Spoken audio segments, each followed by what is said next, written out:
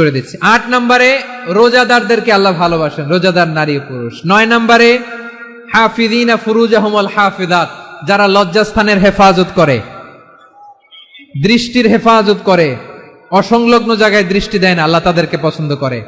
সব শেষে ওয়াযাকিরিনাল্লাহ কাসীরা ওয়াযাকিরাত, যারা সময় পেলেই আল্লাহর জিকির করে। চেয়েছিলাম মনটা ভরে আয়াতের পুরো তাফসীর করব, সম্ভব হচ্ছে না।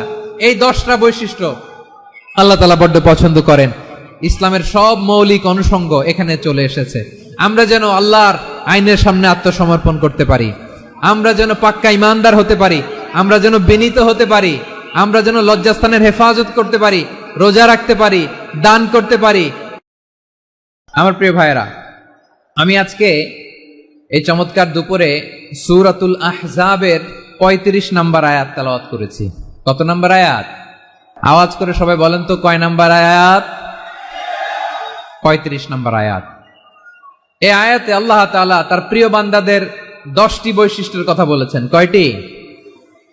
আজকে এই 10টি বৈশিষ্ট্য নিয়ে আমরা আলোচনা করব। আল্লাহ তাআলা কাদেরকে পছন্দ করেন? আমরা আল্লাহ তাআলার প্রিয় ভাজন, প্রিয় বান্দা হতে চাই কি চাই না? বলেন তো। চাই। এবং যাদের মধ্যে এই 10টি বৈশিষ্ট্য থাকবে তাদের জন্য আল্লাহ তাআলা ক্ষমা এবং মহা প্রতিদানের ব্যবস্থা রেখেছেন। এই 10টি গুণ যাদের মধ্যে থাকবে তাদের জন্য আল্লাহ তাআলা ক্ষমা এবং মহা প্রতিদানের ঘোষণা দিয়েছেন। সুবহানাল্লাহ বলেন। এবং এই 10টি বৈশিষ্ট্যের মধ্যেই ইসলামের মৌলিক যে মূল্যবোধগুলো, মোরালিটি, এথিক্স, এগুলো চলে এসেছে।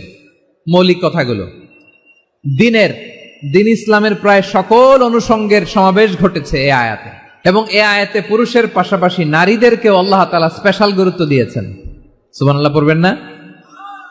Gender equality in terms of getting rewards, প্রতিদান বা সওয়াব পাওয়ার দিক থেকে ইসলামে নারী পুরুষ সমান। অনেকে বলে ইসলাম নারীদেরকে ঠকিয়েছে, নারী পুরুষ নাকি সমান না।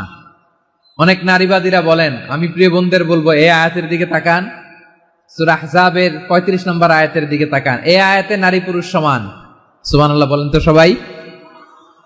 Gender equality in terms of getting reward, নেক কাজ করলে সওয়াব পাওয়ার ক্ষেত্রে পুরুষ যেমন নারীও তেমন। আল্লাহু আকবার।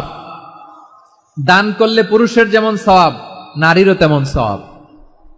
রোজা রাখলে পুরুষের যেমন সওয়াব, নারীরও তেমন সওয়াব। নাকি পুরুষ রোজা রাখলে বেশি সওয়াব, নারী রোজা রাখলে কম সওয়াব? হ্যাঁ, ব্যাপারটা কি এরকম? আওয়াজ করে বলেন ময়মনসিংহ, ব্যাপারটা কি এরকম? না, ইকুয়াল। নেক কাজের সওয়াব বা প্রতিদান পাওয়ার দিক থেকে সবাই সমান, নারী কিংবা পুরুষ কোনো পার্থক্য